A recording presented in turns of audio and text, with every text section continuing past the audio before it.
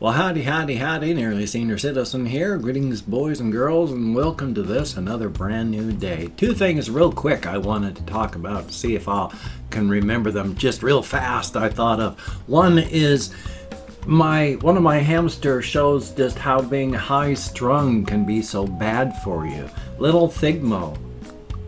He's a good little guy. He's younger than a lot of my other hamsters, but already his fur is coming out along the top of his back, and he's gotten really thin on his spine. I've mentioned before how with hamsters, well, like with anybody, when you get older, you get thinner because your cells stop dividing. And so you get thinner as you get older. He's getting thinner, and you can feel his spine on his back. That's what happens when you're high strung. It just burns through your body faster. And he's very high strung. He's extremely nervous, which is why I have him where I have him, so that he doesn't have to deal with being freaked out as much. But whenever he sees movement, he freaks out, and he doesn't have to. And it's taken a toll on him. Thumbs up for that. But he's a good guy, and all my other hamsters are still doing well. I have Dr. Snurf still up against the wall, and I have little Saber/Cream in a cage. This one right here with this lid. She's in there. And then there's Dust Mop right over here, and down there is Gojira, and they are all doing well. Gojira is doing awesome. Dust Mop is doing really well. Both Dr. Snurf and Little Saber are getting older. In fact, they're older than Little Thigmo, and they're doing a lot better than he is, so thumbs up for that. Still, it's a good thing that they're doing good. I did have one comment that said my hand gestures made them feel, nervous, so they were trying to just insult my hand gestures. I can't help it. I talk with my hands. I mean, most people do. And the thing is, I raise my hands up when I talk when I'm on the webcam so that they can be seen. Because normally, when I talk with my hands, it's down here.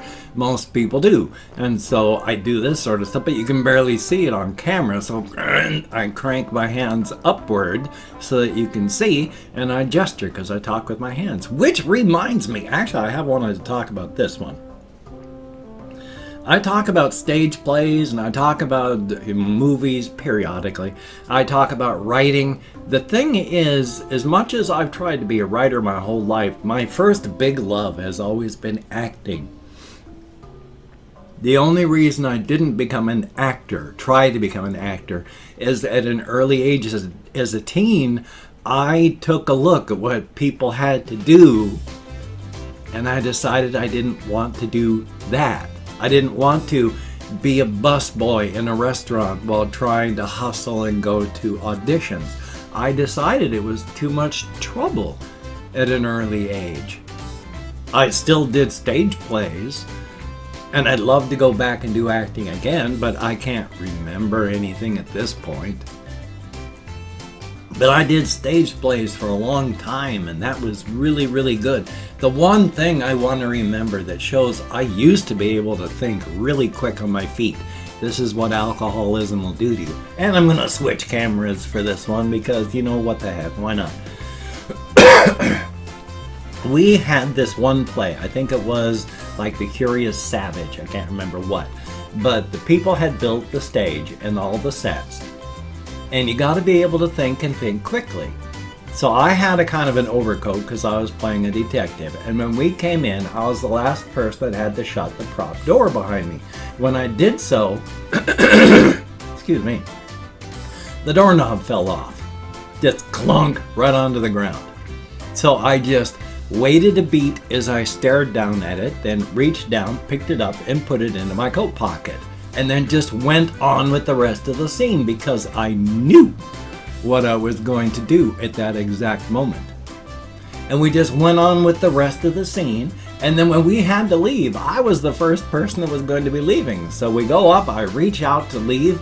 There's no doorknob, so I stop, hold a beat, and then reach into my pocket, grab the doorknob, shoved it in, and then just opened up the door, and we went on with the rest of the scene from there. So I have been able to think quickly on my feet, and boy, do I miss being in stage plays. Such is life, though. Such is life. And back over here to this one, because why not? I don't feel all that wonderful today. I went out walkies last night, and when I got back, I watched videos, and I have just been feeling nasty because of an oncoming cold. I've talked about that a couple times, and my sinuses, hokey smokes. I get up, and my sinuses just go insane. I blow out so much mucus, I must lose a pound or two by 10 o'clock in the morning. Sorry for the gross imagery, but still, it's my sinuses. I'm not coughing as much or sneezing as much, but my sinuses are still nuts, so thumbs up for that. What that had to do with anything, not quite sure, just thought I'd mention it though. I still have some things over here. Now, one thing I wanted to talk about is everybody is still freaked out about the whole coronavirus. I'm not going to talk about, well, if I can remember it, about the conspiracy theorists out there. I'm just going to talk about the real thing. Everybody's freaked out about it. The only real bad part about the whole coronavirus thing is the fact that it's so contagious and it has that incubation period.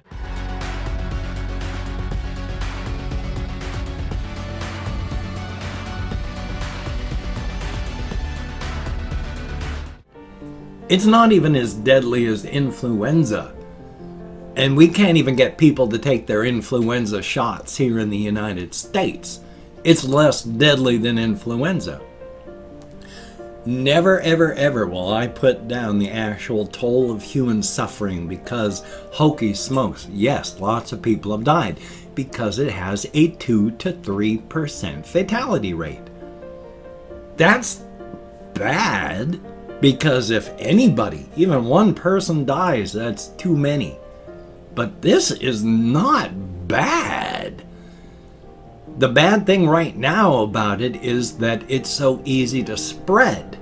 This just shows us that we are, as a people, and especially as the United States now, since our Republican Trump administration has gone through and fired and put freezing hires on our Centers for Disease Control, and we have no ideas what we're doing about anything anymore here in this country. Yay. But the fact is, it is less deadly than influenza. It's just easy to spread, which again just shows us how all we need is one bug, excuse me, that spreads as easily as COVID-19, and which is the semi-official name for it, and then that would be horrific. Imagine like Ebola, except as that contagious. So hey, as bad as it is, it could be a whole lot worse. So even one person dying is one person too many. But as pandemics go, we're getting off easy. So thumbs up for that. Again, I mean, it's a horrible thing. And if any one person dies, that's one person too many. But this has a very, very low fatality rate. I'm not happy with anybody dying. There should be massive controls and tests and stuff going on. But don't panic. Mostly this is a wake-up call. Thumbs up for that. So, actually, this is a weird one, and I'm just minorly going to talk about this one. I watch a lot of weird things because I like learning stuff. I mean, even stuff that has no impact whatsoever on my life. None. Even if I have no horse in the race, even if it's not my swimming pool, I still get curious and I like to know things. And I like to watch things. There's this one person that I subscribe to her channel Because she talked about weird period products and the things that you can do with all of these weird period products. I'm curious about stuff. I worked in healthcare for 15 years. I like knowing things. So that was a fascinating video. I subbed to her channel. Does she always do stuff like that? No. But if she hadn't done that one, I wouldn't have subbed to her channel to watch the other things that she does. One of the channels I'm watching, whoosh, it's a squishy channel. Now squishies, it's new for me because when I was younger, I used to do facing in retail, and one of the toys that they had was stuff called smooshies, and they were just badly made dolls that were, you know, they were like, if you've made a cloth doll or anything, you take a human figure, stitch the edges, and you stuff it with cotton so that it's, you know, just head, arm, leg, arm. That's what smooshies were. They were just stuff that you could go squunch, and they were just rough doll things. Squishies are kind of like that, except they're made out of, what is it, latex foam? And it's like anything. It could be a dog or a bear or a stack of biscuits, a bowl of ice cream, and it's just something you grab and you can go squish. And it squishes and you let go and it goes and it pops back up, and they're painted, and this person does a squishy repair thing for her channel where she just fixes squishies. She has this puffy paint. She's got other types of paint. She has glue, puffy glue, and she takes squishies that are just disparate and weird and broken because she has her subs send her, you know, subscribers, not actual subs and dons, but they send her broken or nasty squishies, and then she repairs them or puts them into new things. And it's really fun to watch her go through. I mean, she repaints stuff. She cuts these things apart and then uses the paint and then repaints everything, and they look professional level. It's really cool just to watch. And that's why I like watching this stuff, because it's, you take a bunch of weird toys, and when you're done, it's something new. And I like that. It's creative. It's fascinating. It's definitely cool. The stuff that she does. I mean, there was this one thing that she did. It was a penguin, and she added a big old lollipop squishy to it with a wooden stick. Well, it wouldn't stand up anymore, so she put these big, heavy fishing weights in its feet to try and help it stand up. It's amazing what you can do. Definitely a thumbs up on that. I did mention that I went walkies last night, and that was a good thing. All the way up to Walmart and back. It was warm-ish, but still cool. I wore this, and I wore my summer jacket over the top of it, but I had to roll up the sleeves of both this and my summer jacket. And in fact, it was almost too warm even with that. So it's not even March, and birds are singing, the bugs are out, and it's warm. Thumbs up for that. But still, it's good to walk, and I'm glad I did. I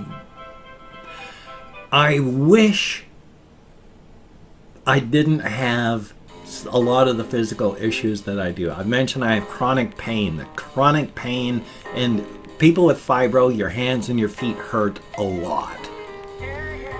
I have to tie my shoes, tie my laces on my hiking boots very, very loosely, because if they're even slightly tight, God, does my foot hurt. And in fact, my right foot, it'll have sections of my foot go numb as I'm walking because the laces are so tight. But the laces, you can easily, no pressure, just slide your foot, your finger, like in my case, my finger, between my foot and the shoelaces and the tongue, and it just slides in there. There's no pressure.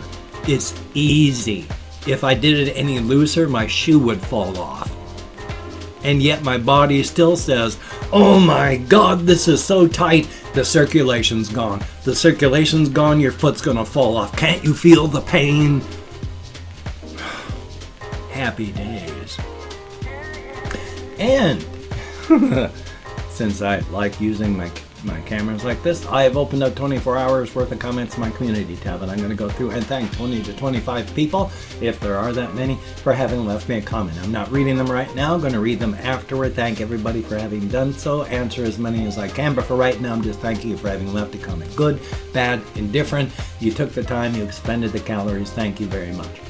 If I mispronounce the username, no disrespect is intended. I'm an American English speaker, and it's a range of 20 to 25, or however many there are. Because even though I count American Sign Language on the fingers of this hand with my depression, fibro, and more, I'm lucky that I can remember anything at all. So, back over to this camera. Because that's just the way I do.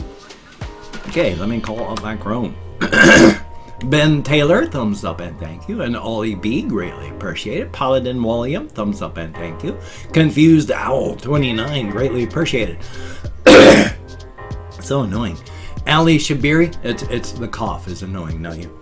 Ali Shabiri, greatly appreciated. And Kathy Kiskak, good to see you in the comments. Cardiologist, thumbs up and thank you. Stephen Blanchard, thumbs up. Ms. Lee, thumbs up and thank you.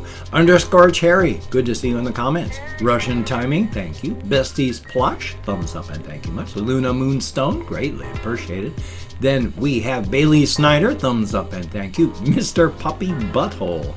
How about that? Thank you very much. I suppose it's supposed to be like Mr. Poopy Butthole from Rick and Morty. But Paul T, greatly appreciated. And then we have Colin Reisenauer and Ice Damon. And then we're done. So it was, what? 16, 17, 18 people. Thank you for having left me a comment, all 18 of you. As stated, you get me out of my head, into the world, dealing with real people, and that's a good thing. And I'm just laughing because my views and my comments continue to just plunge. I mean, it's a good thing I don't care about fame and fortune, because I am just plummeting into even further obscurity every single day. Thumbs up for that. And hey, if you could check out my various links, I have Twitter, Facebook, GoFundMe, Patreon.com. If you could donate to my GoFundMe campaign or become a Patreon.com patron like one of these beautiful and awesome people, that would be beautiful and awesome. And if you wanted to help support me, but you didn't want to send money to one of those two, I have a PayPal link down below. If you could check that out, that would be very, very cool. If you wanted to help me out, but didn't want to send money, I also have an Amazon wish list link down below with things like cat food, hamster bedding, silly things, not silly things. If you could check it out and see what you could do, that would be very awesome. Now, do not feel obligated. I do not feel entitled. And if you cannot donate, or you simply do not donate, I take all good wishes and I deposit them in the bank of my heart, where I draw interest, so thank you very much.